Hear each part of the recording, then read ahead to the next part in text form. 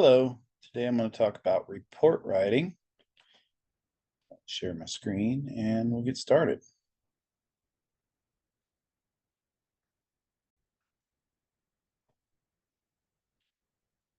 So this is a PowerPoint that I made for my defensive tactics class. It was specific to use of force, but it applies to all types of law enforcement reports in terms of the whole point of writing a report to is articulate what you did and why you did it.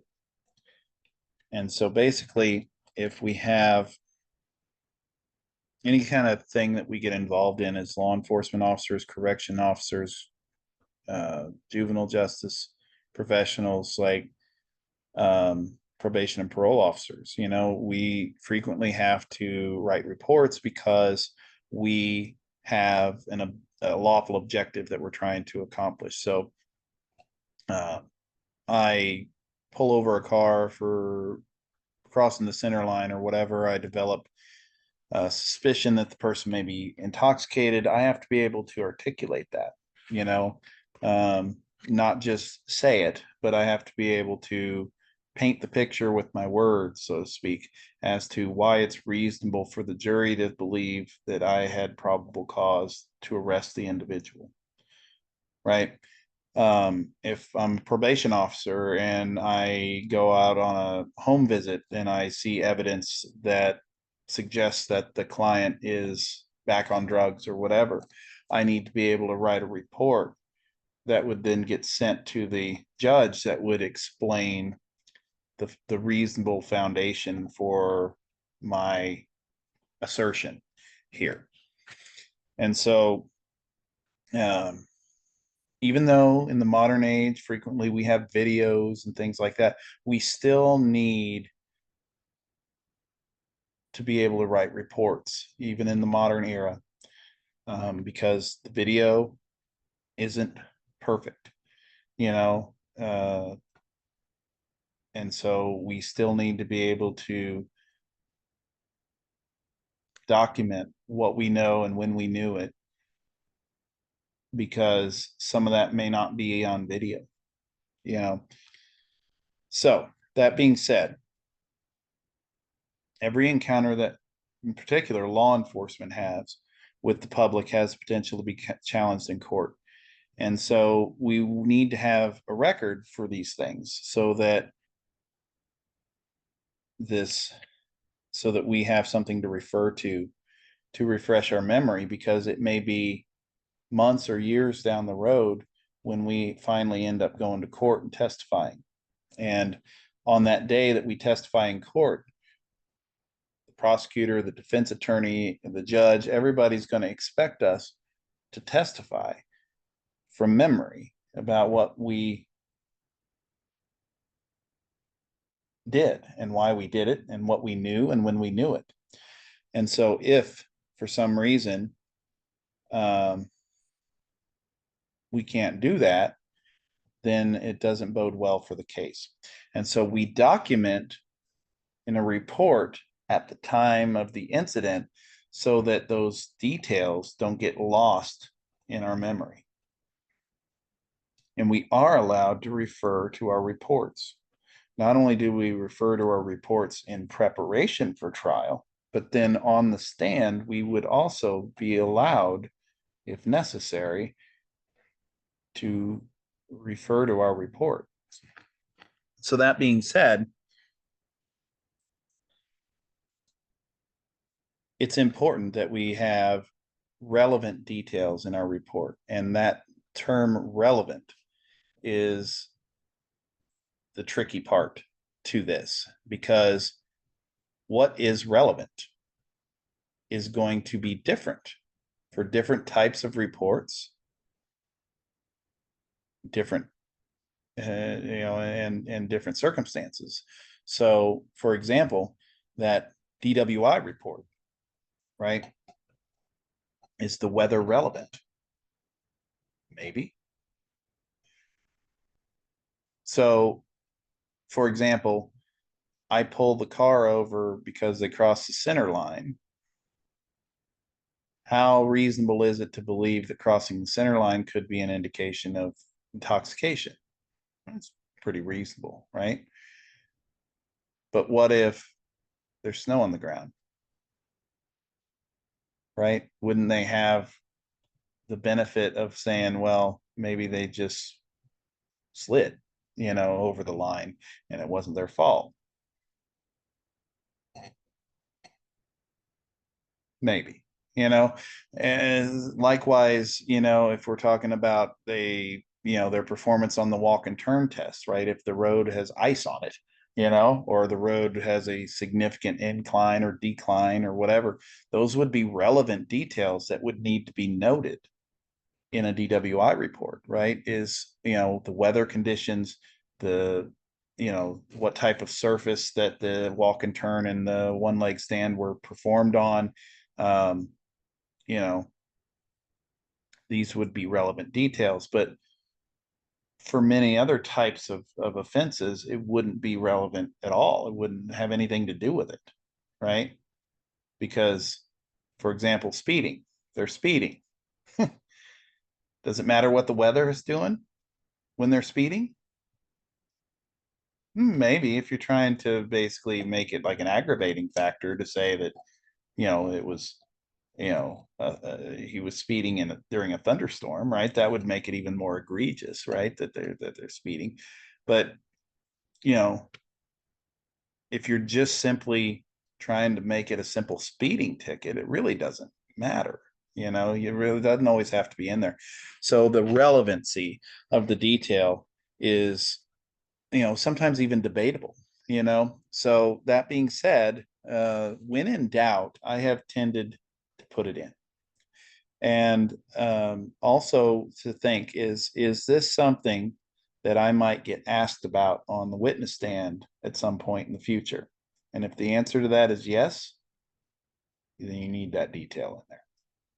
I'll give you another example, is that if I put hands on somebody, like a use of force report, I put hands on somebody and I use force to effect an arrest, I need to document that in as great a detail as I can tolerate.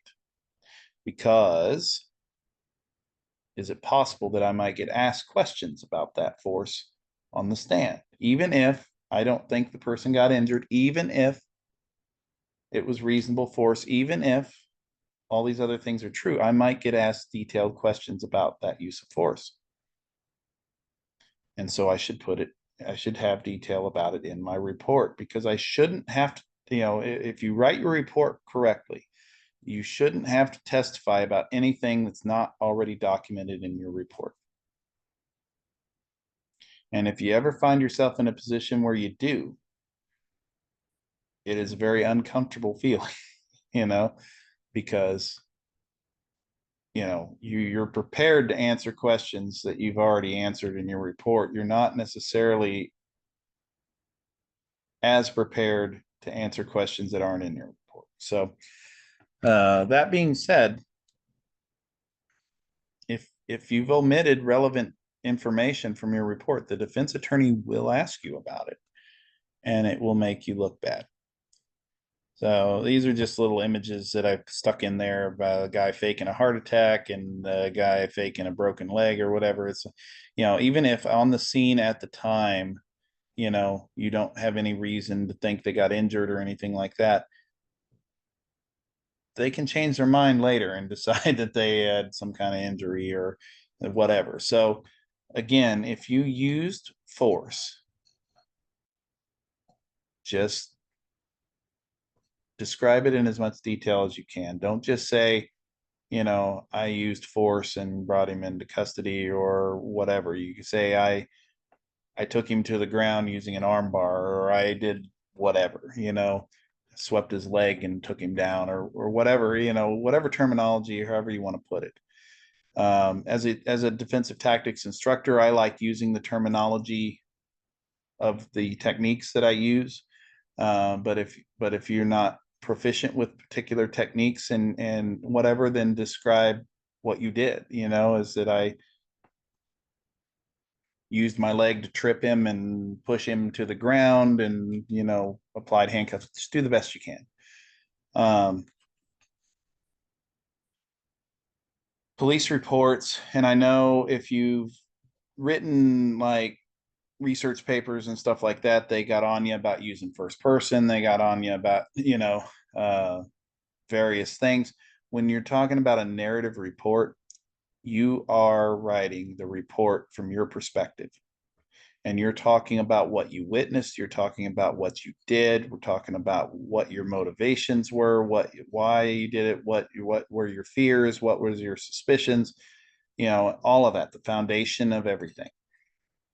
And so you're going to refer to yourself in the first person. You're going to say, I came to the scene, I did this, I did that, I did the other thing. We're not going to refer to ourselves in the third person. We're not going to say, the author of this report did this or that or the other thing. No, we're going to cut the bull crap. And I will tell you too that, narrative report writing is, you know, great, but it also helps sometimes to do lists and to use bullet points or to use numbered lists and things like that. Like if we're talking about a burglary report and we have 15 items that were stolen, yeah, you can type that out in a narrative, or you can just say the following items were stolen, colon, and then do a numbered list, 1, 2, 3, 4, 5, whatever, or a bullet point list, whatever. And it's a lot easier to follow and a lot easier to read that way. Using subheadings is also a good thing, to separate different parts of your report, especially if we're talking about a very long and complicated report. It can help tremendously. And I'll try to, in later discussions, I'll try to kind of give you examples and kind of point that out when and where applicable. You have to talk about facts rather than opinions. There's a caveat here, though, because you're allowed, as a law enforcement officer, you are allowed to state your professional opinion, right? Much in the same way that other people that testify at trial are able to state their opinions, like doctors and other professionals and stuff.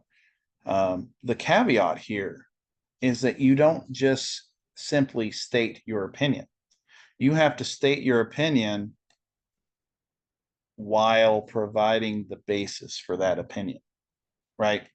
So, for example, it may be in order for you to search a car, right? You have to have probable cause. It's one of the exceptions to the Fourth Amendment search warrant requirement, is that in a motor vehicle, it's a fleeting target, meaning that it's a movable, temporary, portable kind of a thing. And therefore, you don't have to wait for a warrant. You can search based on probable cause to believe that a crime occurred, but you have to be able to explain that. You can't just say, hey, I thought he had drugs, right? Like, that's your opinion. That's true. But what makes that opinion reasonable? What makes that opinion true, right? More likely to be true than untrue. So you could say that I believed he has drugs because I smelled the odor of marijuana coming from the car and I saw a Crown Royal baggie, you know, with a pipe sticking out of it in the center console. And that is giving me probable cause to believe that the person was smoking marijuana, potentially high while they're driving, you know. So that being said, or I saw a beer can in the console, you know, so gives me probable cause to search for evidence of intoxicants. So what I'm saying is, you can say your opinion, or you can say, I believe that somebody's drunk, right? But you have to establish the basis for that opinion. You can't state just pure opinion. It has to be basis. You have to articulate the basis. You have to justify the opinion, right? Based on my training and experience, right?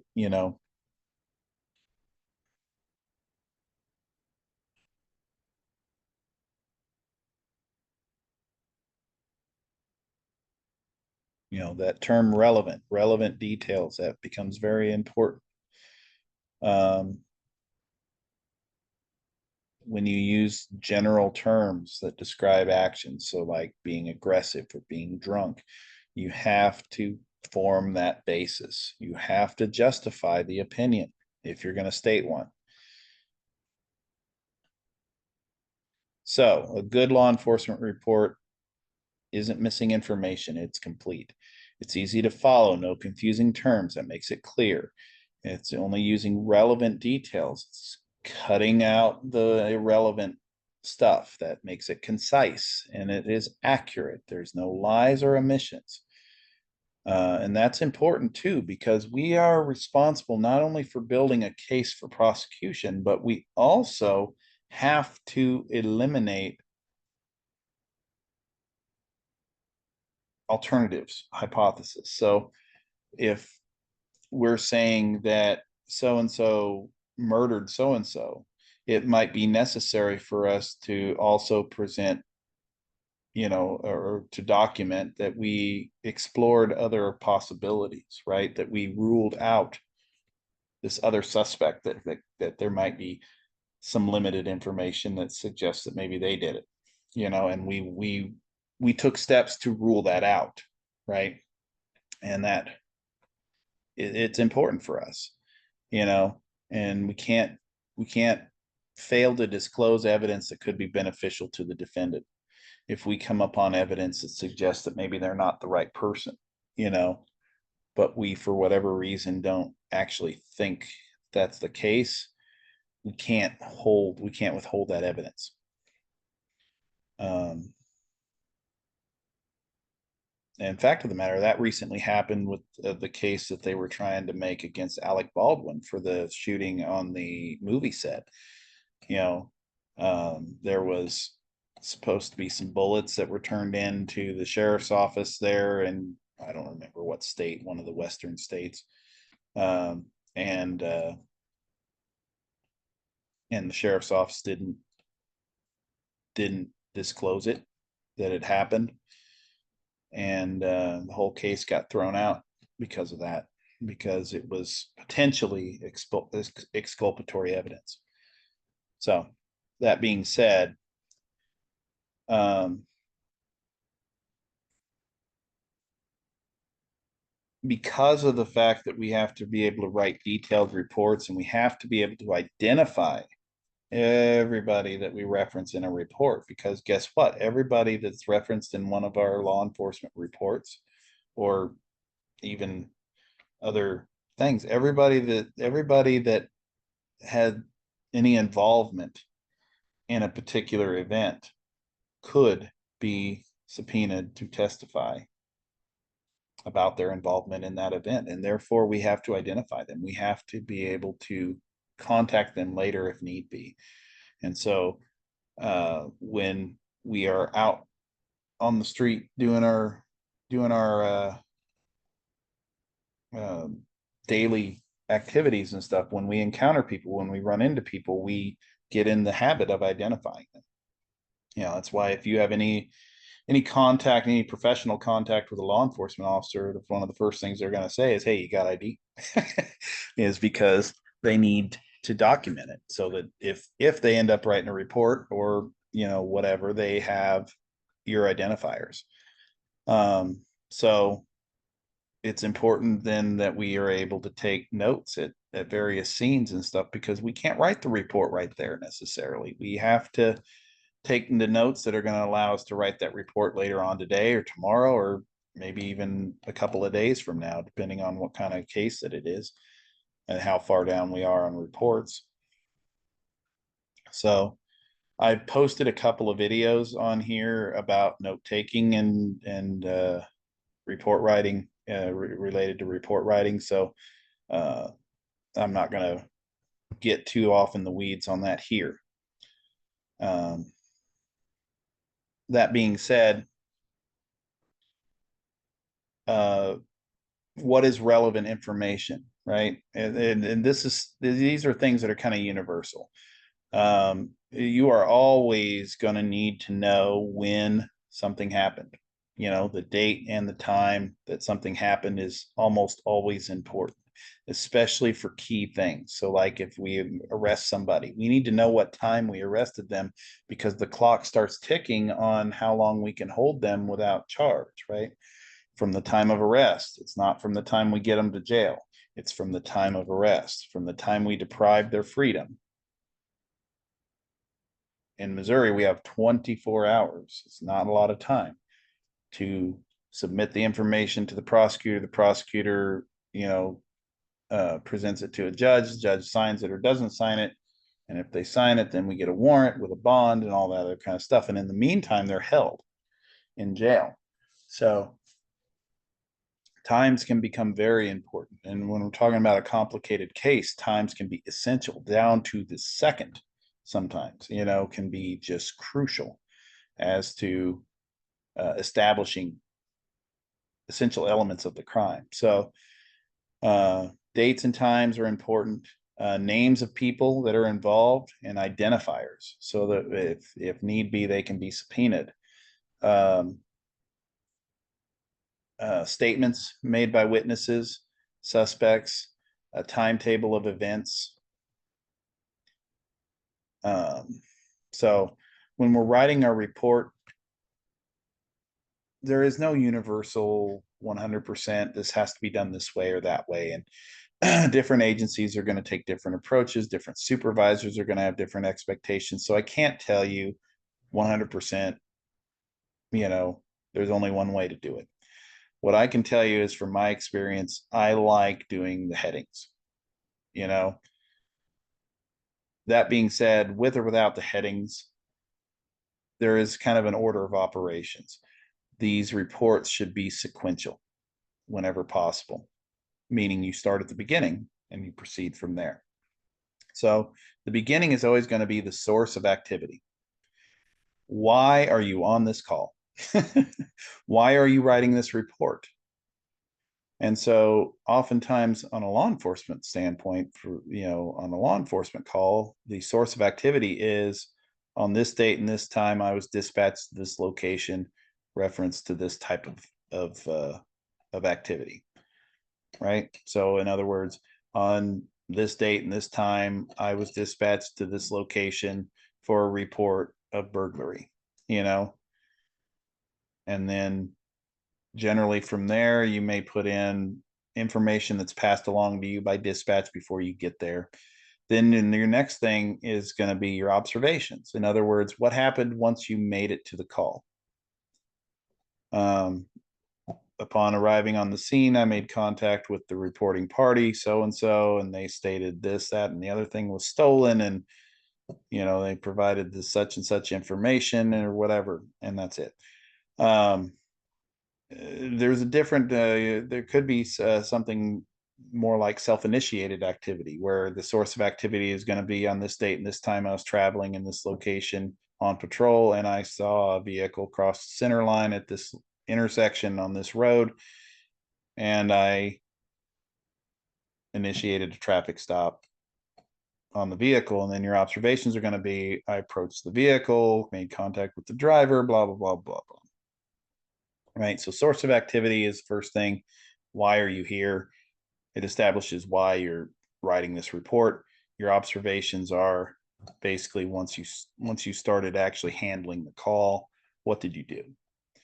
And I've written reports as a detective, just say, the source of activity is on this date and this time I attempted to make telephone contact with so and so who's a witness to this crime, and then the observations where I had to leave a message, like these reports don't always have to be long. These reports don't always have to be complicated.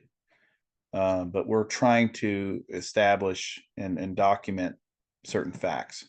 So in other words, if I don't end up being able to get in touch with somebody after significant efforts have been made, it's important for that to be documented because later on, let's say it's a suspect and I can't get a hold of them. I've tried calling them, I've tried making contact with various family members, and certain length of time goes by and I just can't get a hold of them. but I have enough to proceed with charges. And then when they finally get arrested, then their defense attorney tries to make something out of it, like that I didn't even try to interview him or something like that. I can show that I did it. So again, what's relevant? What needs to be documented? That's it's complicated, you know.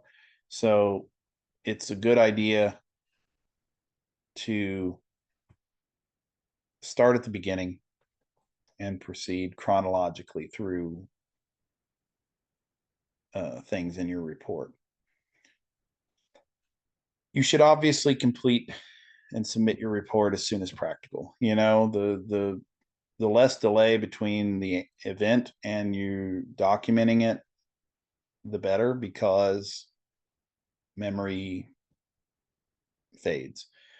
And but also, the nature of law enforcement work is that you are often down reports and you've got several that you have to do, and sometimes you have to even triage that, where you're not necessarily doing them in order that they came in, because you have, maybe you arrested somebody and that 24-hour time period is ticking on you getting the warrant application and PC statements done.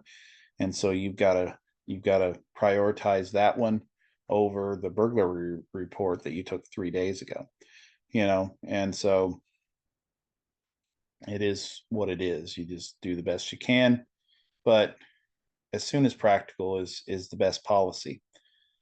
um you're going to have an original narrative. The way that things work in law enforcement report systems is you will write an initial narrative that is going to describe basically your handling of a scene at a particular time, right? And then that's done, and that goes for supervisor approval or whatever. And then as you complete other tasks, if this ends up being something that goes to investigations, then it's going to be an investigator that's going to do these supplements. If it's something um, that's within your ability in the patrol division to continue to investigate, then you may do supplementals yourself. Other officers that were on scene are going to do supplementals as well. And so you have your primary narrative, your original report, and then you have supplementals that get added until the case file is complete, in which case then it is, you know, either submitted to the prosecutor or just put in the file. But that being said, anybody that had meaningful involvement or contributed to the investigation needs to write about their involvement, because they may have to testify just the same as you do, and they need to write their perspective, because their perspective could be different than yours. You know, I can write about what I saw another officer do or what I heard another officer say, right? But I can't testify as to what they were thinking or why they did or said what they did or said. But they can. And so it's important, you know, that everybody who had any meaningful involvement is going to write a report,